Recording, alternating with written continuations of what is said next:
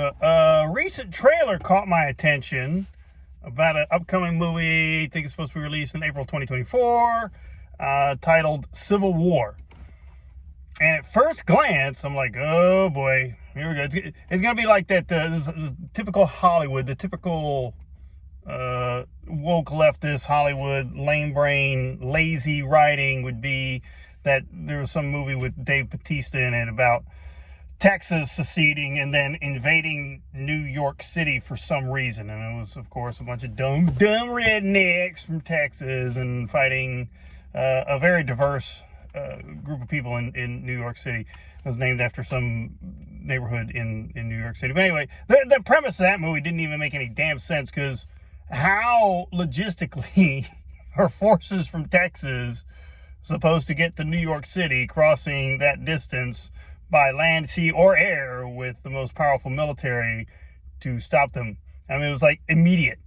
Like the emergency broadcast system said, Texas is seceded, and then there's like paratroopers coming down into New York City. And then secondly, like, why would you even want to invade if you're Texas, if you secede to invade New York City? The whole point would be to get away from New York and California and all the rest of the liberals. Like, the whole premise made no point. But that's Hollywood for you. That's liberal, woke, leftist Hollywood and their thinking.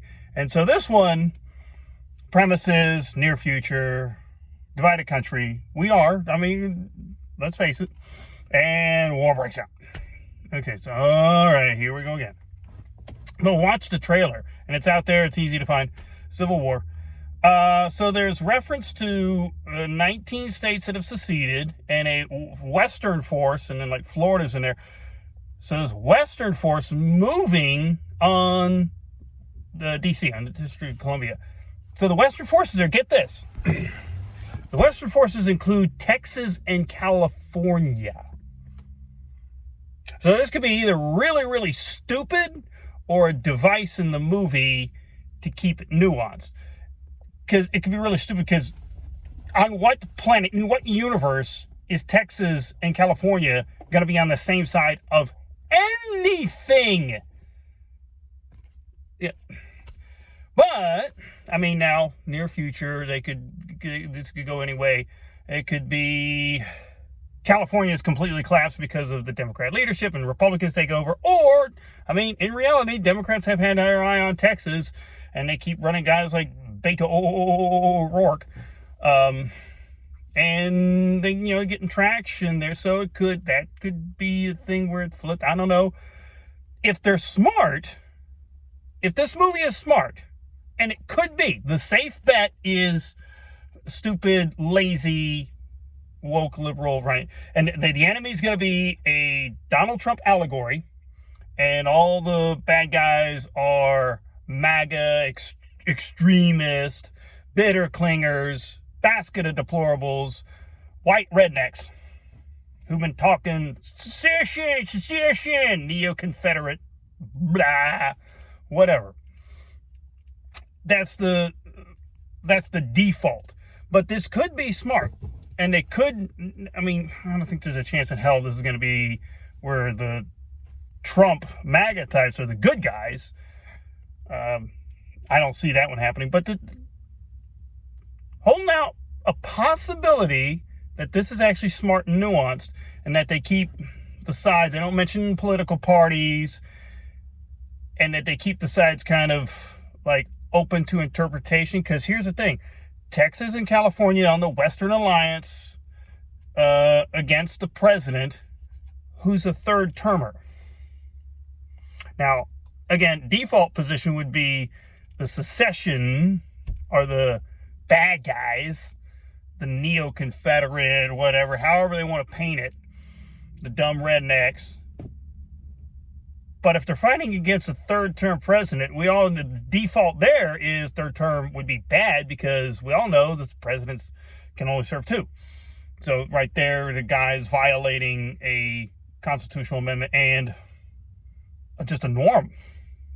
I mean, so not a good look. Either way, any way you want to cut it, even if they want to do the premise that the Constitution was amended, in this near future to allow for a third term, not a good look for the audience, for us here in present day real world.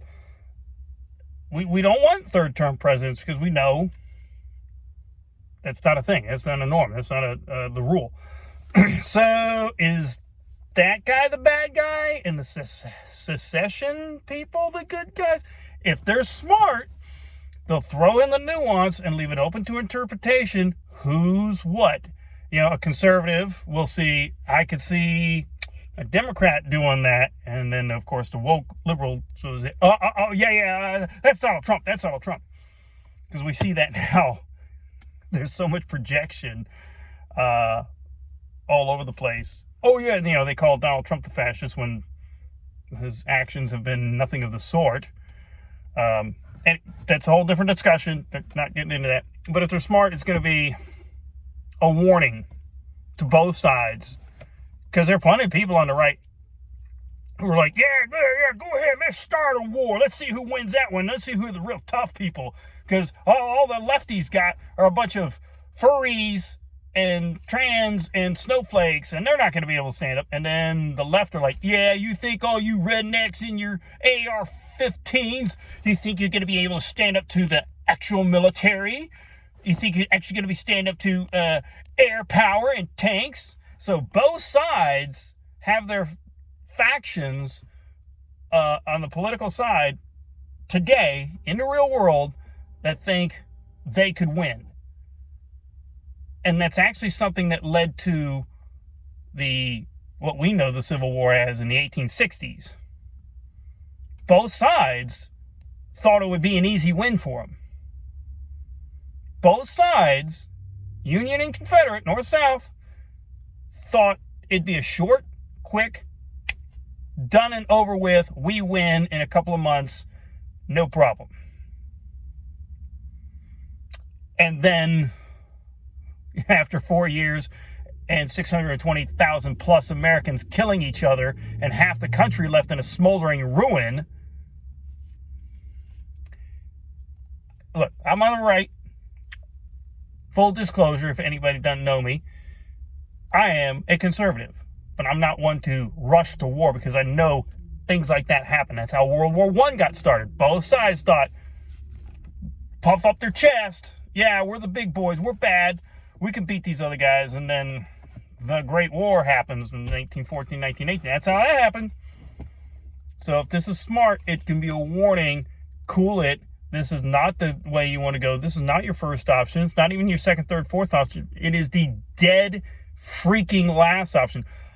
As a conservative, I'm under the philosophy of don't fire first or don't be the aggressor.